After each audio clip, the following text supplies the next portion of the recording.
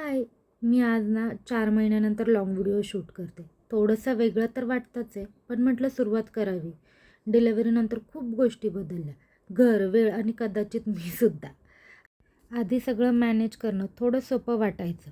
आता 2 मुली, घर, जबाबदाऱ्या सगळं सांभाळताना दिवस कधी संपतो कळतच नाही. डिलिव्हरीनंतर खूप प्रॉब्लेम्स आले. माझी डिलिव्हरी अगदी अचानक झाली. त त्यामुळं ना त्यात काही कॉम्प्लिकेशन्स आले. बाळाच्या तब्येतीत कॉम्प्लिकेशन्स आले. त्याला वेगळीकडे ॲडमिट केलं गेलं. त्यानंतर डिलिव्हरीचा होणारा त्रास. अगदी आजपर्यंत आमच्या इथनं दवाखाना चालू असतो. दर 15 दिवसाला आम्ही तिघींपैकी कोणाचा ना कोणाचा आमचा दवाखाना चालू असतो. डिलिव्हरीनंतर जो त्रास झाला त्यातून रिकवर व्हायला मला खूप जास्ती वेळ लागला. त्यामुळे अजूनच प्रत्येक गोष्टीला उशीर होत गेला. आणि आता हे सगळं सांभाळताना ना खरंच खूप वेळ जातो आणि मला असा वेळच मिळत नाही. कधी-कधी खूप थकवा येतो. स्वतःसाठी अजिबात वेळ उरत नाही. पण त्याच वेळी जेव्हा मुली हसतात ना तेव्हा सगळं विसरायला होतं. आई होणं खरंच खूप सुंदर आहे, पण सोपं अजिबात नाही आहे. मी अजूनही काही गोष्टी शिकते आणि रोज थोडंफार बेटर होण्याचा प्रयत्न करते. कदाचित हेच पुरेसं आहे सध्या तरी. माझ्या माणसांसाठी मला करायला फार आवडतं. जसं की आज ना माझ्या नवऱ्याला ना छोले भटुरे फार आवडतात. पण भटुरे स्किप करून म्हटलं चला आपण ना पुऱ्या बनवूयात. तर त्याचीच तयारी इथे मी करत होते आणि छोले फार थोडेसे होते म्हणून म्हटलं चला बटाटा त्यात थोडासा जास्ती घालूयात. बटाटा आणि छोल्याची छान अशी भाजी बनवूयात. त्यासोबत पुऱ्या. यांना आवडतं म्हणून शिरा आणि नवऱ्याला श्रीखंड आवडतं. तर असा मेनू आज करायचा ठरवला होता. आणि खूप दिवसांनी व्हिडिओ करते ना तर खूप वेळही लागतो की कसं दिसेल, कसं वाटेल. व्हॉईस ओव्हर करतानाही खूप असं वेगळं वाटतं. पण म्हटलं चला हे आज ना उद्या करावंच लागणार आहे. आणि कधी-कधी हा जो शांतपणे चहा पिणे ना ते मी खूप मिस करते. अजिबात आजकाल हा शांततेत चहा पिता येत नाही.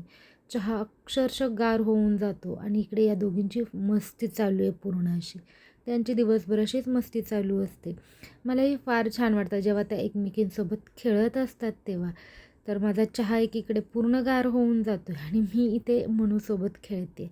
तर असाच असतो माझा दिवस आणि असाच जातो. स्वयंपाक वगैरे करतानाही एका साईडला बाळाला घ्यावं लागतं, त्याच्याशी खेळावं लागतं. ते करता करताच माझा स्वयंपाक देखील चालू असतो. तर मी असंच करते रोज. त्याने होतं काय, की तिलाही मला बघून जरा बरं वाटतं आणि मलाही तिला सांभाळून करणं थोडंसं लवकर लागते मी स्वयंपाकाला त्यासाठी. ज्याने मला तिला सांभाळता सांभाळता स्वयंपाकही वेळेवर होईल आणि सगळ्यांना वेळेवर जेवायला मिळेल. कारण आमच्याकडे एक सवय आहे ती म्हणजे हे जेव्हा कामावरून येतात 7:30ला तर आल्यानंतर हातपाय धुवून फ्रेश होतात आणि लगेचच आम्ही सगळे जेवायला बसतो.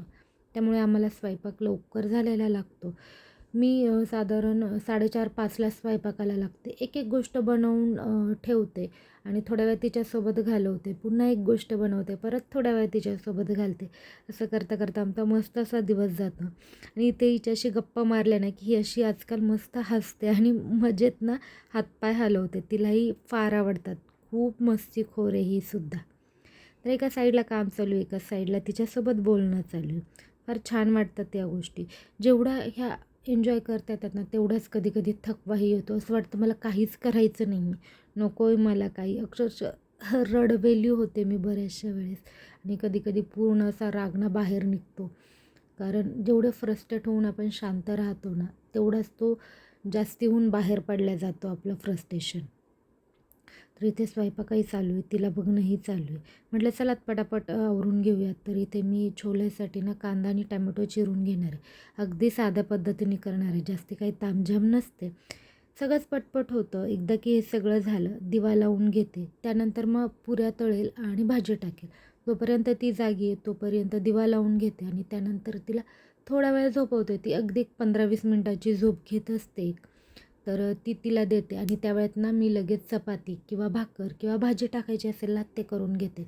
आधी जे बाकीचं प्रिपरेशन असतं ते करून घेते. ज्याने मला माझा जो स्वयंपाक आहे ना ते झोपलेलं असेल एकदा गॅस पेटवला की पटापट सगळं करता येईल या हेतूने.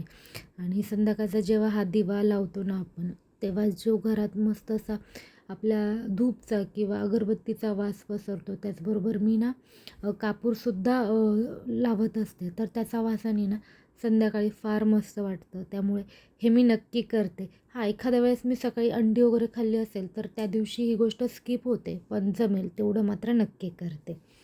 तर हे सगळं झाल्यावर आता मनूला झोपी लावणार आणि त्यानंतर जेवणाची तयारी करून घेणार आहे.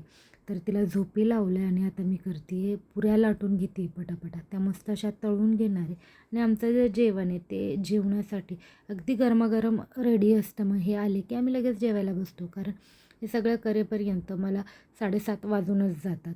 तर इथे पुऱ्या तळून घेतल्यात, भाजी रेडी आणि इकडे एकीकडे शिरा देखील तयार आहे. तर आता आम्ही छान असं जेवून घेतो.